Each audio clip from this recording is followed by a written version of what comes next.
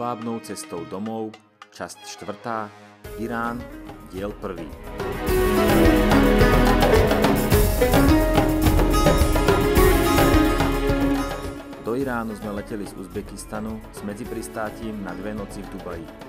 Hneď prvé zážitky v Iráne nás zanechali zmiešané pocity. Na jednu stranu veľmi milí ľudia, vítajúci nás v ich krajine, a na druhej strane prekvapené, ba až nahnevané pohľady ľudí na nás. O nenávisti vlády Iránu voči západnému svetu svedčí bývalá americká ambasáda v Teheráne, v ktorej je múzeum a zdobia ju nenávistné obrazy najmä voči Amerike a Izraelu. V hlavnom meste v Teheráne sme nemali veľmi čo objavovať, tak sme si požičali auto a vyrazili sme na cesty. Boli sme pripravení, že v Iráne takmer nikto nedodržiava žiadne pravidlá, a tak sme museli byť neustále v strehu pred ostatnými vodičmi, cyklistami, motorkármi, ale aj chodcami.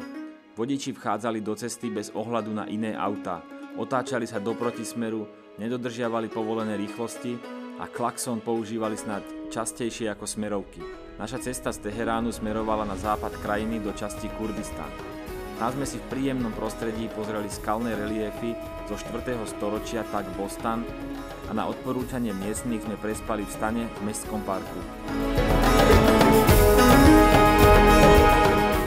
Ráno sme vyrazili pozrieť si horskú dedinku Palangan, ktorá sa nachádza vzdušnou čiarou len 38 km od Iraku. Dedinka je zapísaná ako národná pamiatka Iránu a domy sú postavené z kameňa v terasovitej polohe, kde strecha jedného domu je terasa domu nad ním.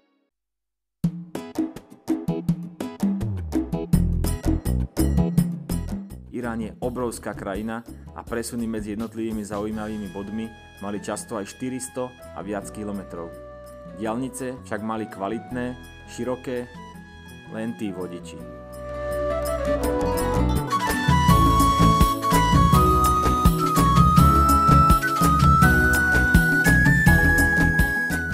Záhrada alebo vodná oáza Fin na okraji mesta Kašan je najstaršou existujúcou v Iráne. Bola založená v roku 1590 za vlády Abbása I. Veľkého.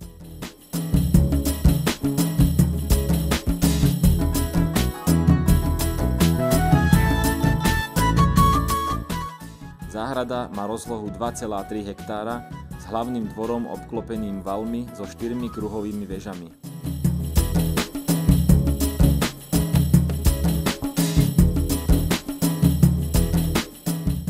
V centre mesta Kašan sme navštívili kúpele alebo hamam sultána Amira Ahmada z 16. storočia, kde sú na streche svetlíky na presvetlenie vnútorných priestorov budovy.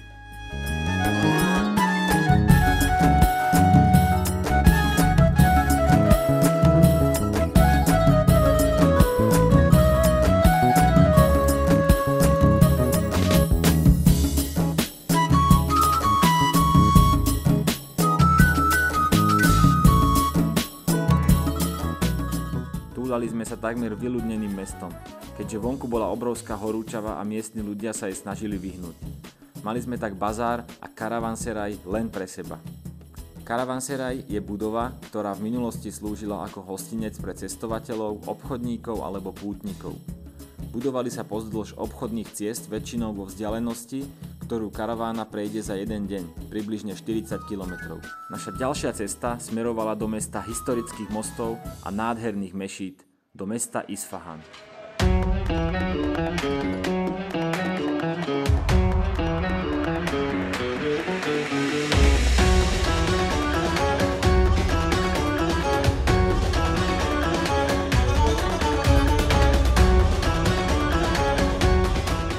Tu sme navštívili námestie Nakš-e-Džahan, ktoré je obklopené šáhovou mešitou, mešitou šejka Lotfoláha a cisárskym palácom Ali Kapu.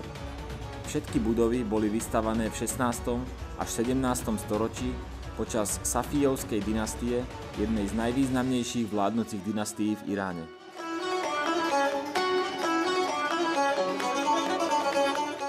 Kúsok od námestia sme ochutnali všetkými vychvaľovanú národnú mrazenú pochúťku falúdech. Pozostáva z tenkých rezancov vyrobených zo škrobu v polomrazenom sirupe, obsahujúcom cukor a ružovú vodu. Nám pochuťka veľmi nechutila. Nevedeli sme sa zbaviť umelej chuti a radšej tak zostaneme pri klasickej zmrzline.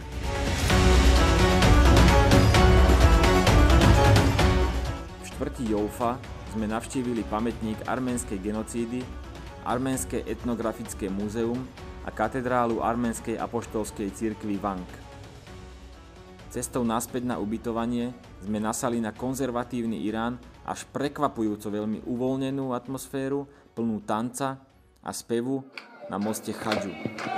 Miestni, ktorí sa s nami veľmi radi rozprávali, nám povedali o zvyku, že každý piatok sa na tomto moste večer schádzajú rôzni umelci, speváci alebo len kamaráti, ktorí sa chcú zabaviť.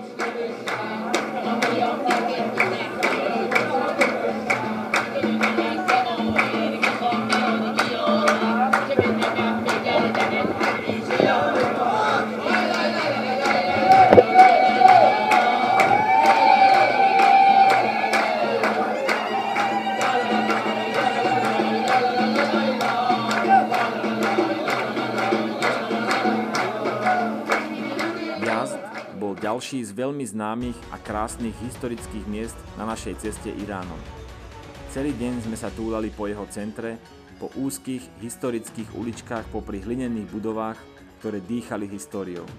Medzi najtradičnejšie stavby v Jazde patria veterné veže. Tieto veže zaisťovali vetranie a pasívne chladenie vo vnútri budov.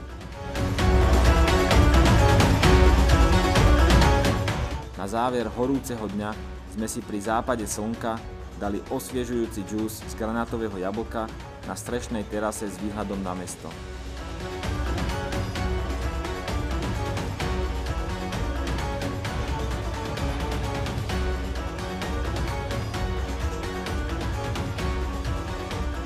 Toto bol náš prvý diel cestovania po Iráne. Ako sa nám cestovalo ďalej, sa dozviete v druhom dieli.